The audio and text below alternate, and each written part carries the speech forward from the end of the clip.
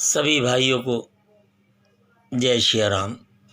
मैं सुभाष माहेश्वरी बिना पुस्तक का ज्ञान लेकर आपके पास आया हूँ। आपसे कल मैंने भारतीय जनता पार्टी की जन्म कुंडली की चर्चा के कुछ अंश अपने गुरु के ज्ञान के मुताबिक आपसे साझा किए थे। कुछ ज्योतिषाचार्य, विशेषकर एक नाम बहुत चर्चित है जो आलोचनाओं का भंडार और गलत व्याख्या में अपने आप को पारंगत है। मैं वैसे तो आप सभी ज्ञानियों के सम्मुख अज्ञान का भंडार हूँ, परंतु गुरु की वाणी से सुना हुआ एक एक अक्षर मेरे लिए अकाट्य मील का पत्थर है। उन ज्योतिष महर्षि का कहना था, प्रधानमंत्री नरेंद्र मोदी बहुत डरपोक किस्म के इंसान हैं। तो मैं केवल उनके बारे में इतना ही कहूँगा कि मात्र नीच का चंद्रमा साथ में बैठने से लग्नेश के मोदी जी की लगन का स्वामी मंगल है, जो ताकत, एनर्जी, शक्ति, सैन्य शक्ति एवं सभी प्रकार के समस्याओं के समाधान का ताकत का प्रतीक है। उसके साथ वो ज्योतिष महाशय यह भूल गए कि चंद्रमा नीच का उनके साथ जो बैठा है वो भाग्य भाव का स्वामी बनकर बैठा है। मंगल की ताकत के आगे, मंगल की वेव्स के आगे, रेड वेव्स के सामने सभी वेव्स न्यूनतम हैं।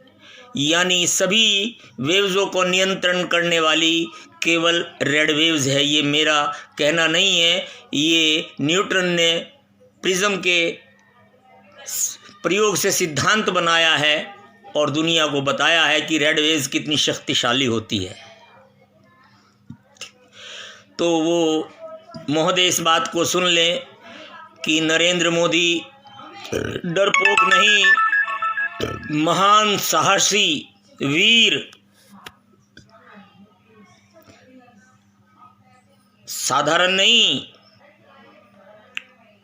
वो बॉर्डर पर जाकर बंदूक चलाना भी जानते हैं, बर्फ की पहाड़ियां पर चढ़कर बर्फ में सैनिकों के साथ रहना भी जानते हैं और समुद्र के पानी में जाकर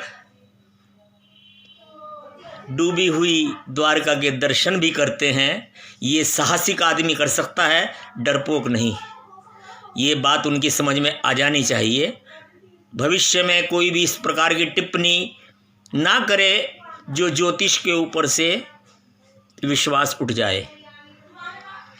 खैर, समझ अपनी अपनी है, विचार अपना अपना है, लेकिन ग्रंथ, समुदाय, धर्म या शास्त्रों को लेकर कोई भी टीका टिप्पणी इस प्रकार की नहीं होनी चाहिए जिससे हमारे सनातन के ऊपर उंगली उठे। ये नसीहत मैं उन सज्जन को देना चाह रहा हूँ जो अपने आप को बहुत ही सुपर क्लास के ज्योतिषाचार्य कहते हैं और उनके प्रस्तुत करने वाले संपादक तो उनकी प्रशंसा में पता नहीं न जाने कितने पुल बांधते हैं। तो आप उस ज्योतिष का नाम समझ गए होंगे, वो दिल्ली के निवासी हैं। मैं नाम नहीं लेना चाहूँगा। तो दूसरी बात यही है कि मैं नरेंद्र मोदी के बारे में यही कहूँगा कि उनका लगन वृश्चिक है और वृश्चिक लगन में स्वयं मंगल का स्वामी खुद भाग्य के स्वामी को लेकर बैठा है। इस बात से आप समझ सकते हैं कि जीव सशक्त, मजबूत, सहनशील, धैर्यवान एवं समय पड़ने पर ताकत और क्रोध का प्रयोग कर कर भी अपने कार्य को सिद्धहस्त होता है। साथ में चंद्रमा विराजमान जो है वो उनके भाग्य के स्वामी हैं, जो एक योग कारक बनता है। ये तो आपको मालूम ही होगा, मुझे बताने की आवश्यकता नहीं है। जिस प्रकार बीजेपी की जन्म कुंडली में लगन का स्वामी बुध भाग्य भाव में बैठा है आकर, तो वो भाग्य को स्वयं आगे लेकर जाता है। बीजेपी की कुंडली अपने आप में ये कहती है जो कल मैंने आपसे बताया था। उसी प्रकार भाग्य का स्वामी लगन में बैठकर स्वयं ही अपने भाग्य की वृद्धि करता है, लेकिन आसान नहीं है। ये डगर बहुत ही परिश्रम, मेहनत और बड़ी भयंकर दुखदायी यात्रा भी इस जीव की जन्म कुंडली में लिखी है, जो कि संतान और दंपत्ति सुख के बारे में भी इसकी चर्चा हम बाद में करेंगे। परंतु ये सब आप समझ लीजिए कि इस जीव की प्रगतिशील अभूतपूर्व है, इसे कोई भी रोक नहीं सकता। लाख चाहने पर भी अपने मंतव्य में कोई सफल नहीं हो सकता। ये मैं अपने अनुमान ही नहीं, ज्योतिष शास्त्र के अनुसार ही अपने गुरु के इस कथन को विश्वास के साथ कह सकता हूँ। मानना ना मानना आपकी समझ के ऊपर निर्भर है, इस पर मेरा कोई अधिकार नहीं है। हाँ, इतना अवश्य कहूँगा कि जिस किसी को भी यदि मेरे इस शब्दों से ठेस लगी हो, मैं उनसे माफ़ी चाहता हूं, लेकिन जन्म कुंडली का कथन करने में मैं कोई बेईमानी नहीं करूंगा। ये अपनी संस्कृति, अपने शास्त्र और अपनी इस अबोध विद्या से बेवफाई होगी। अब आप नवमांश जन्म कुंडली को ले लीजिए। नवमांश जन्म कुंडली के अंदर सूर्य, जो कि दशम भाव का स्वामी है, राज्य भाव का स्वामी है, कर्म भाव का स्वामी है, नवमांश जन्म कुंडली के अंदर वो स्वयं लाभेश बुध को लेकर सप्तम भाव में बैठा है और लगन को देख रहा है।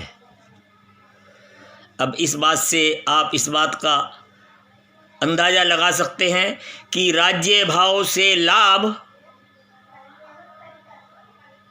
दोनों एक दूसरे के पूरक होकर सप्तम भाव में बैठकर, जो कि पार्टनरशिप का घर है, जिसके अंदर अन्य संगठन और दल भी यदा कदा शामिल होंगे रहेंगे, वो लगन को देख रहा है जहां मंगल स्वयं बैठा है। इस बात से आपको क्या इनकार कर सकते हैं कि राज्य भाव और का लाभ लेने के लिए घटक दलों का सहयोग लेकर लगन का स्वामी स्वयं बड़ी सशक्त ताकत के साथ वहाँ बैठा है, उसको कोई हिला नहीं सकता। मेरी इस बात को यदि आप काट सकते हैं तो उसका कटाक्ष मुझे बता कर दीजिए, मैं आपकी गुलामी स्वीकार कर लूँगा। इसके अलावा बीजेपी की कुंडली में राज्य लाभ और वृद्धि की असीम प्राप्ति है। आप पूछेंगे किस प्रकार? बीजेपी की कुंडली में आप यदि देखेंगे, राज्य भाव में सूर्य बैठा है, लाभ भाव मंगल का है, जो कि मोदी के लगन का है, और बुध यानी कि भारतीय जनता पार्टी के लगन का स्वामी वो भाग्य भाव में बैठा है, लगन का स्वामी भाग्य भाव में बैठा है और दशम भाव राज्य भाव में सूर्य बैठा है। तो ये स्पष्ट संकेत है कि ये सूर्य और बुध दोनों ही मोदी की जन्म कुंडली के अंदर लाभ भाव में बैठे हैं। अगर इंडिविजुअल मोदी की जन्म कुंडली आप देखेंगे तो मोदी की जन्म कुंडली का दशम राज्य भाव का स्वामी सूर्य और लाभ भाव का स्वामी बुध है, जो दोनों ही लाभ भाव के अंदर बुध मूल त्रिकोण का होकर बड़ी शक्तिशाली अवस्था में विराजमान है। ये दो योग मंगल चंद्रमा का लगन में होना और सूर्य बुध का लाभ भाव के अंदर होना और साथ में केतु का बैठना, ये वही केतु है जो बुध के साथ बीजेपी की जन्म कुंडली में लग्नेश होकर भाग्य भाव में बैठा है, जो अपने भाग्य की वृद्धि कर रहा है। अब आपको मैं ये बता दूं, किसी भी ग्रह के साथ में केतु की यदि युति आती है तो आप समझ लेना कि उस क्षेत्र में, उस कारक कार्य में, उस मार्ग पर असीम शक्ति और असीम दूरदर्शिता उस जीव को प्राप्त होगी। अब सूर्य और बुध के साथ यदि केतु विराजमान है तो आप समझ सकते हैं कि नरेंद्र मोदी लाभ भाव के अंदर राज्य भाव का स्वामी सूर्य को लेकर बैठा है केतु के साथ।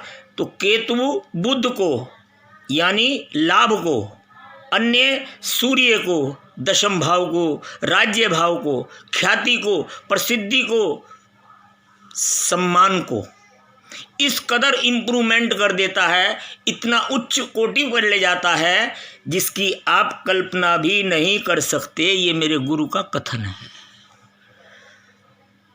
अब आप बताइए, मोदी जी को डरपोक कहने वाला किस आधार पर ये अशोभनीय और ज्योतिष की गलत गणना कर कर हमारे इस शास्त्रोक्त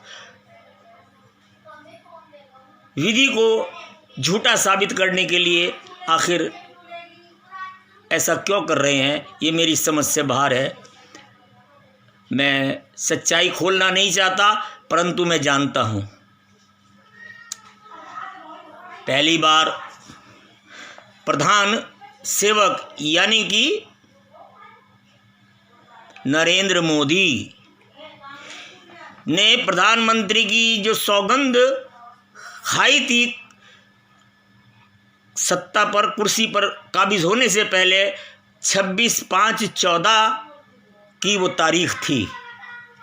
उस दिन मोदी की जन्म कुंडली के अनुसार चंद्रमा की महादशा थी जो कि भाग्य का स्वामी है, और राहु की अंतर्दशा है जो कि राजनीति का कारक है, और मंगल की प्रत्यंतर था जो कि लगन का स्वामी भी है और राज्य भाव का सूचक भी है, नेताओं का कारक भी है, सर्जन, डॉक्टर, मिलिट्री के ऑफिसर, पुलिस के बड़े बड़े महाअधिकारियों का उच्च मंगल ही होता है। मकर राशि का अथवा स्वग्रही होता है या शुभ स्थान पर बैठता है। मंगल के लिए विशेष जो स्थान है, त्रिक भाव में यदि पाप ग्रह बैठता है तो वो शुभ फल देता है, और यदि त्रिक भाव के अंदर शुभ ग्रह बैठता है तो उनकी लाभ में कमी आ जाती है। अब आगे मैं आपसे विवेचन करूं, इससे पहले मैं आपको ये याद दिलाना चाहूँगा कि बीजेपी की जन्म कुंडली के अंदर त्रिक भाव के अंदर शनि, मंगल, राहु यानी कि तीसरे भाव के अंदर ये तीनों ग्रहों के साथ गुरु विराजमान है। कल मैंने आपसे चर्चा की थी भारत की बीजेपी की जन्म कुंडली की, लेकिन मैं पूरी नहीं कर पाया, जो मुझे आज बताने के लिए ये बाध्य होना पड़ेगा ताकि लोग भ्रमित ना रहें और गलत संदेश ना जाए कि हमारी ये ज्योतिष विद्या कमज़ोर है, झूठी है, या इसके अंदर कोई खामियां हैं। आवश्यकता है तो सही गणना करने वाले की। मैंने कोई तिलक नहीं लगाया, मैंने हाथों में सिर्फ एक कलावा बांधा हुआ है, ना मोतियों की मालाएं पहनी है, ना लंबा चौड़ा तिलक लगाया है, ना अपने आप को मैं पारंगत समझता हूँ। मैं तो समस्त आप ज्योतिषाचार्यों का चरणों की धूल के बराबर हूँ। लेकिन फिर भी मुझे बताना पड़ेगा कि भारत की जन्म कुंडली की तरफ हम जरा मुड़ते हैं कि भारत की जन्म कुंडली के अंदर छठे भाव का स्वामी मंगल है, जो कि त्रिक भाव है, और वो एक दूसरे के भाव में बैठे हैं तो वहाँ सशक्त हो जाते हैं। लेकिन मंगल स्वभाववश